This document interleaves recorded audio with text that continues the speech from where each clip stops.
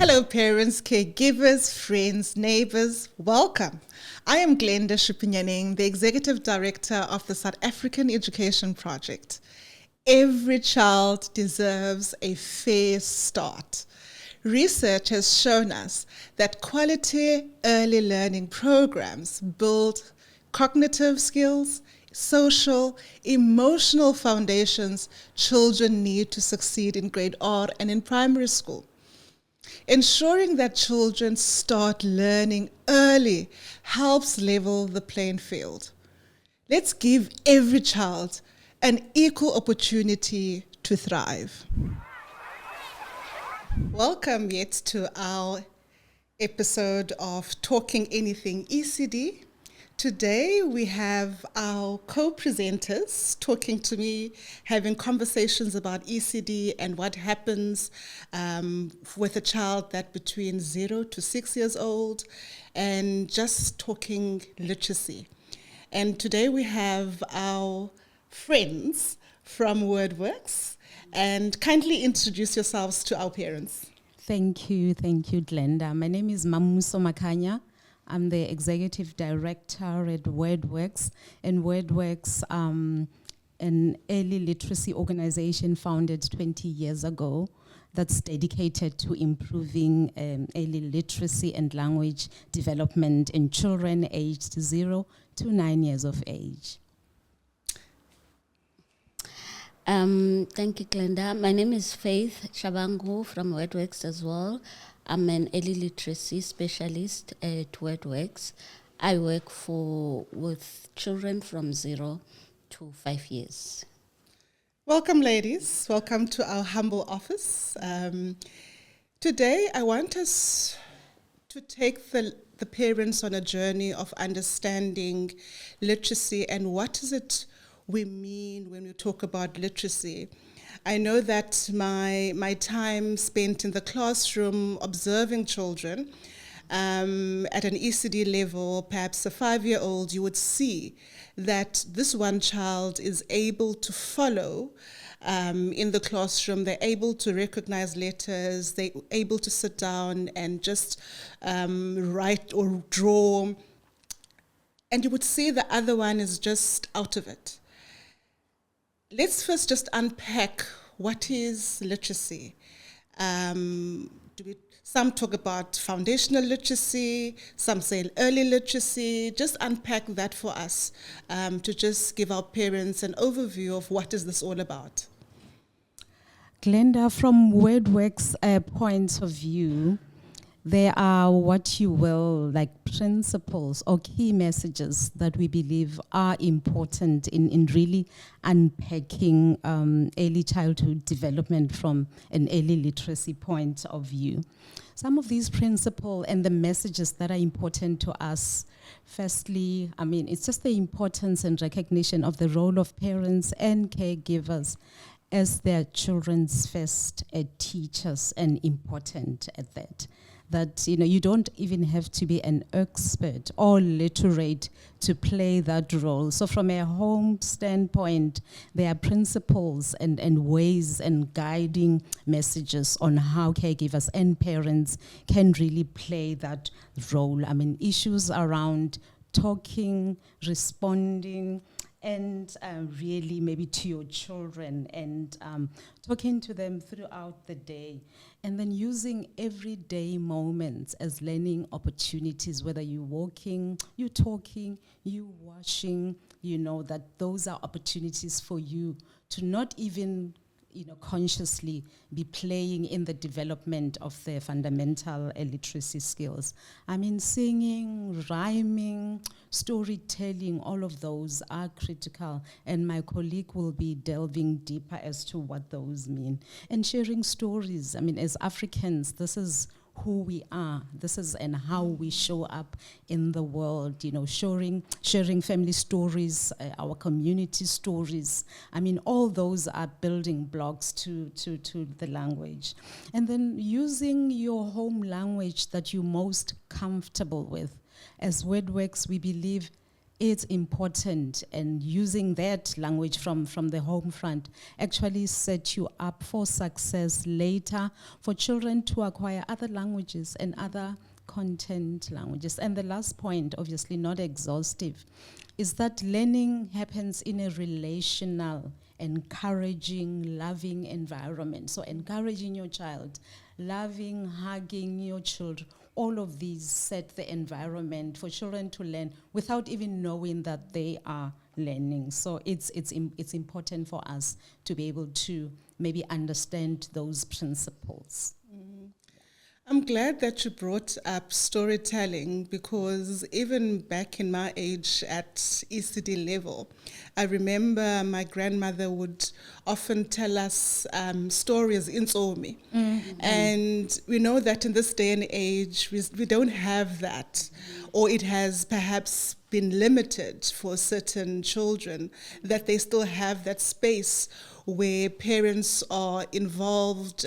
They take time to sit with their children and educate them on a variety of things. But it was much more relaxed back in the day. You would know that supper time, you are sitting with your family, and umakhulu, the grandmother, would share a relatable story that the children will be more curious to, or inquisitive to ask questions. Then what happened, makhulu? You know, those were the fundamentals in our setting, in our context, where learning takes place at an early age. I don't think that we had bedtime stories, but we had insomi that our grandparents would tell us before we go to sleep, you know. That is missing now, and now I'm just trying to figure out, how do we replace it? How do we get parents involved in cultivating that, or bringing that back into the lives that we're living, that is quite chaotic, I must say, because we have got working mothers right now. It's no longer as, like, I mean, back in the day, we would have the grandmother looking after the kids while the mother is going to work. So that setting has changed.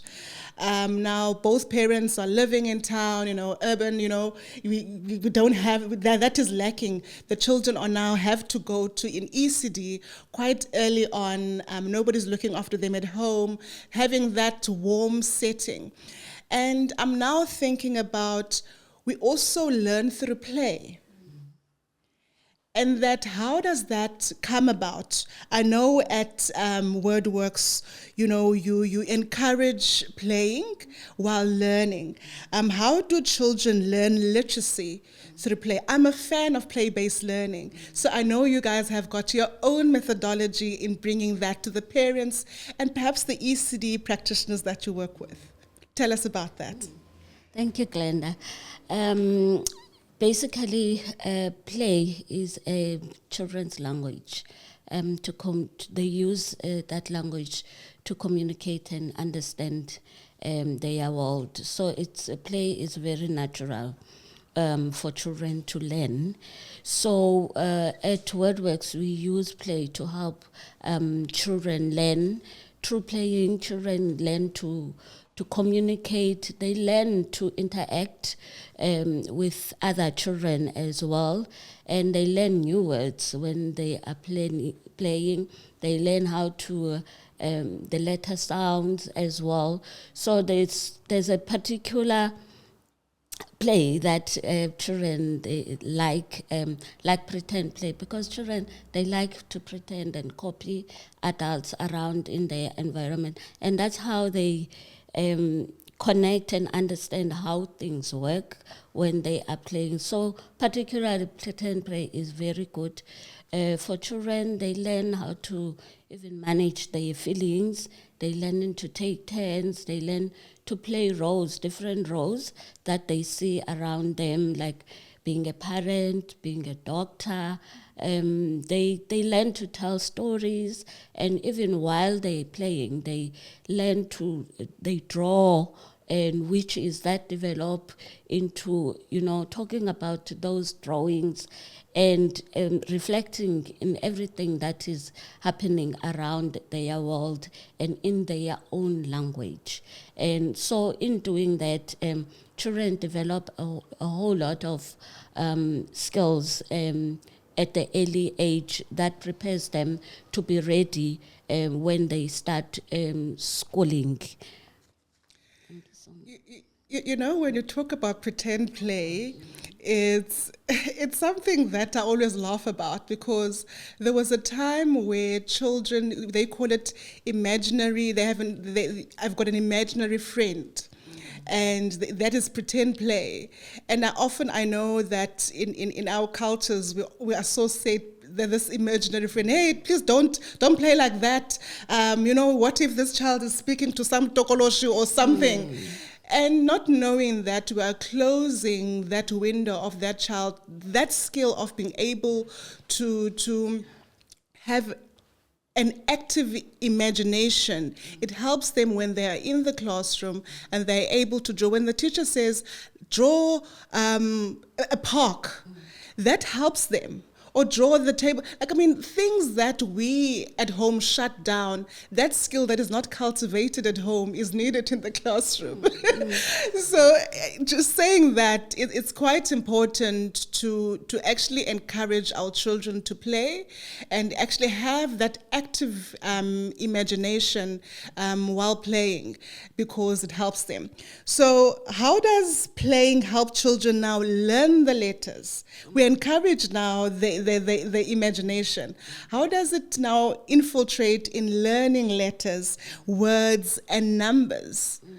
I know you might say it's going to be a concept that is far. How does it connect? Yeah.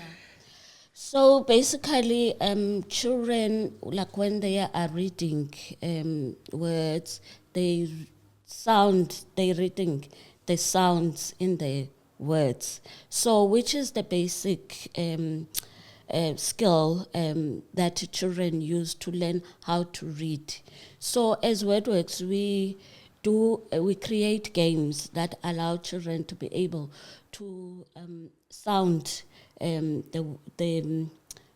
to say the sounds in the words and to notice letters around them. So that is the foundation of learning how to read. So you create games to help children to know. Even you can start with their own names. So that's how children learn how to read sounds, by being able to notice the first letter of their sound in their own environment, at home. Also, you can create games that, like riddles, children can play that, and letter sound games. Parents can play a big role in that, in their own natural environment while they're busy doing their own things, like waiting at a bus stop, sitting with your child, and you can play I Spy game, like I see something that starts with then help children to look around themselves. So it also helps children with the listening skills. So listening is a skill that it develops over time for children. And in doing that also, it helps for the parent to see if the children have got a problem in listening or in hearing, because if they've got a problem, then in the classroom they will have problem in hearing the sounds in words, and that is what made it difficult for many children to learning to read.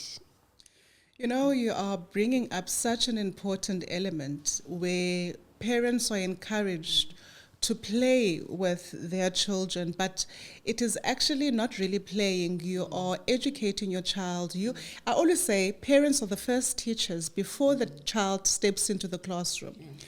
And you being a parent, young parents, I encourage you, play with your children. You just brought up I spy. That play is quite important, where you are saying, I spy something that is rectangular in the kitchen. The child is going to look in the kitchen. Oh, what is rectangular? So now they can actually identify that, oh, this is rectangular, this is a square. Like when they start learning those shapes in the classroom in the house before they even go into the classroom. And it makes the teacher's life much, much, much easier. Thank you, teachers. I'm helping you here. It's quite important. Even just the counting element. At home, you are baking and you say, please bring that egg tray. Give me 2 eggs. That is a skill that is cultivated at home. You are starting that counting with your child at home, and they're able to recognize 1, 2 as they give you. As they say, you are baking a cake, measure, give me something small, they can pour something small. A pinch, they can see like a pinch of salt is this is a pinch. Mathematics in the kitchen. I like that you actually brought this to the parent, because parents also have a role. We should not just leave it to the teacher, don't leave it to the ECD. The ECD must do the work. We also play a role as parents. I'm glad that you brought that up. So again, why is talking, singing, storytelling important now for language development? How does that come to play? Yeah. So, like you said before, that like you were asking, what does literacy mean in ECD? So many parents, they believe that children learn when they start schooling, when they start grade 1, and yet literacy, it starts way before children start schooling. And also many people believe that literacy is all about writing and drawing, and yet drawing, learning to write and read, it starts with talking, it starts with storytelling, it starts with children recognizing sounds in words and able to imitate those sounds. So during storytelling, children learn new vocabulary and they learn new words. So for children to be able to learn at school, they need to come at school with a lot of vocabulary. So in the home environment, that's where you start building up this vocabulary. And in their day-to-day language, oral language, children, they don't learn all the vocabulary that they need. So during storytelling is one of the ways that children can learn new words, because in storytelling, the words are, there's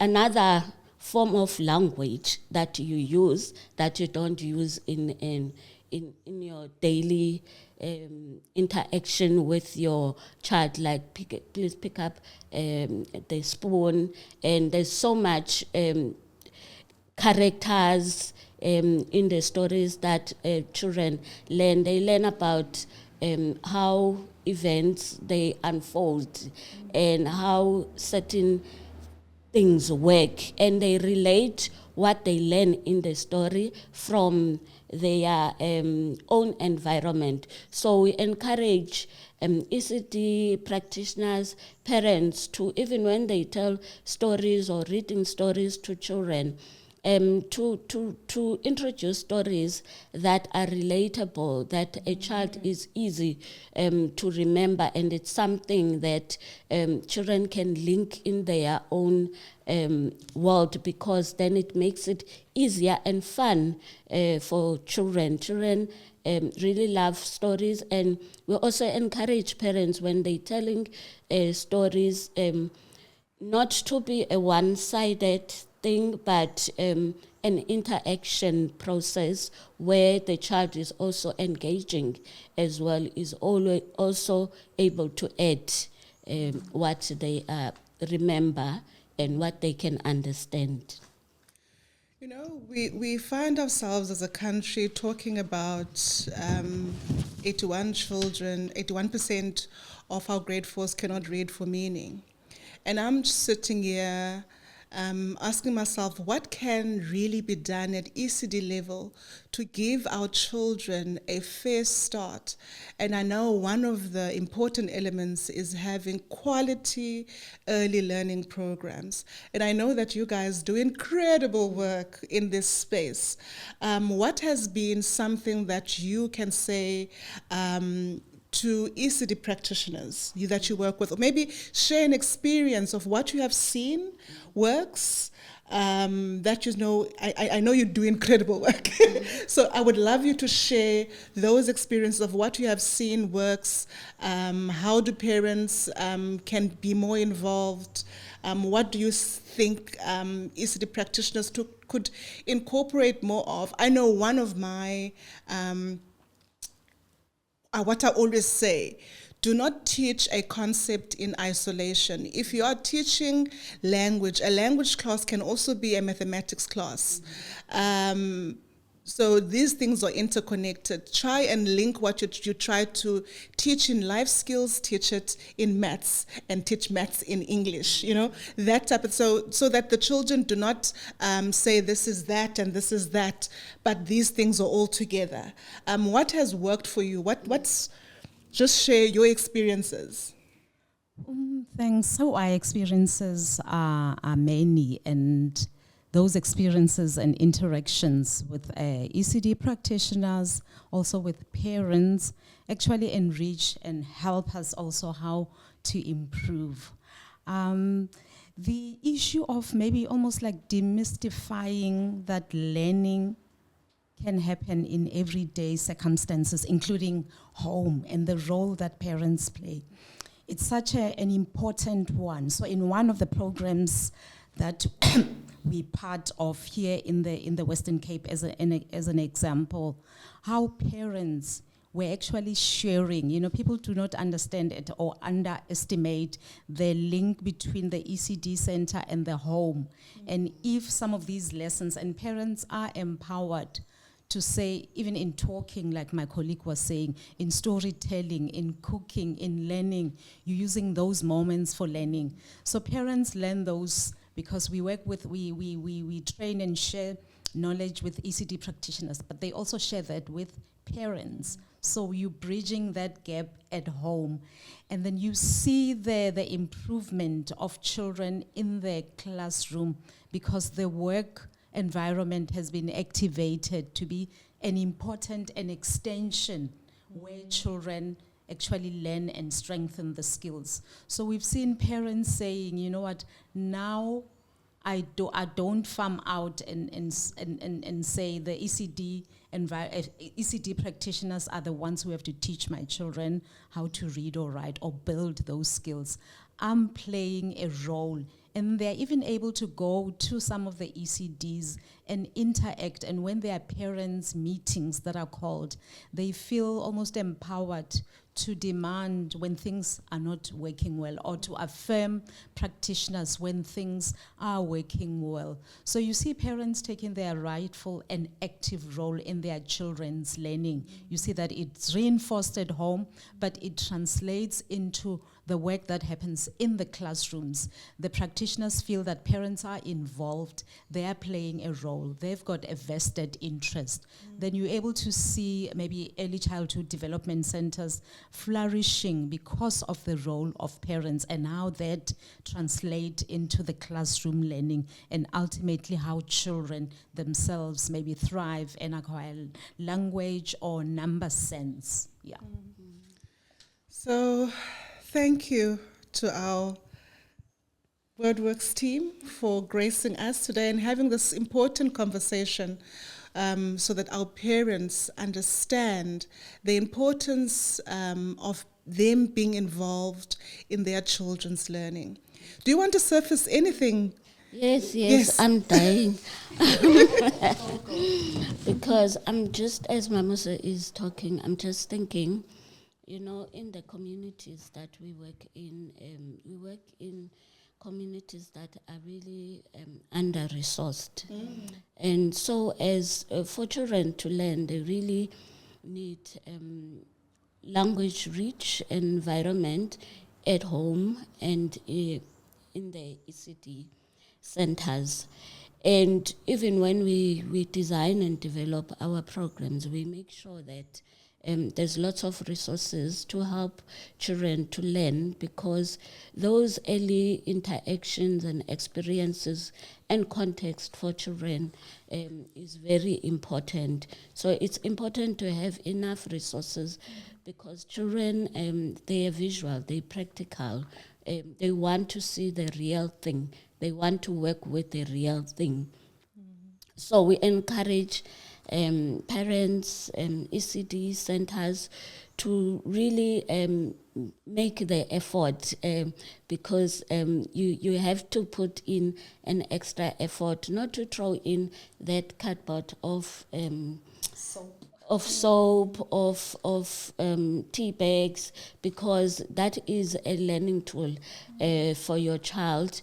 And also we encourage parents to create spaces in the house for children to learn. That little corner and make a reading a space for your child, a quiet reading place for your child, so that they can know that if they need a book, they can go there in that place. And also we know that for younger children, for certain themes and topics, there's not enough books available there, but we do encourage parents to go to the libraries to access more books, but they can also make books for their children as well, board books, little books. So we've got a whole lot of ideas and practical skills, how parents can really create a rich learning environment for their children at home without putting an extra effort. Yeah, thank you so much. In closing, is there anything else that you would like us to know about Wordworks that you guys are currently busy with, or your resources? How does one parent, let's say I've got a few R100 there that I can spend on resources. Like, we do encourage parents that your Kellogg's cardboard box, your egg tray, use your kitchen as a place of start to let your learners learn. But yes, we do know there are resources out there that Wordworks create for those that can. How can they access that? And yeah. I mean, another way, I mean, concrete resources and books are important, are needed as we've outlined. Our website, and you know, maybe parents mustn't even feel intimidated, you know. We do, it's even enabled like a low data mode, so where parents can even try and just maybe play around in terms of the website, because we do have resources and you can actually access that using your phone. It doesn't have to be a very fancy phone, just the phone that you have. You can tap and access the resources that are available on the website, and if you can print, even better. But some parents, even those that thought they weren't able to navigate, you know, the technology and how intimidating it is. I mean, Faith and the team, we're also working on ways of actually downloading and having the resources on the, like through the WhatsApp mechanism that many parents, whether even in underserved areas, are able to have access as a tool for accessing the information, and prompts and encouraging messages, reminders about an example, maybe remember that you could use maybe a cooking time at home as a means to maybe reinforce numbers or reinforce language. Just so we are finding ways of trying to connect and make things accessible for parents, understanding constraints in underserved areas. There you have it, parents. I believe that each parent wants their child to succeed. And it starts this early, unfortunately. You need to invest in your child early on. Take that first step with what you have. Start doing those conversations, storytelling, read to your child if you can. But you can retell a story and ask the child questions. Encourage the child to ask questions, and you are your first child's teacher. Today, we unpacked early literacy with Wordworks, and all this is done for you to take the first step in making sure that your child has a good start. There you have it. We'll have this conversation again with Wordworks. They're a friend of ours. They can come again and we can talk about something else. Again, we'll ask you, please, in the inbox, give us more questions to dive into so that we can help you unpack what is important for your child at an ECD level. Thank you, parents.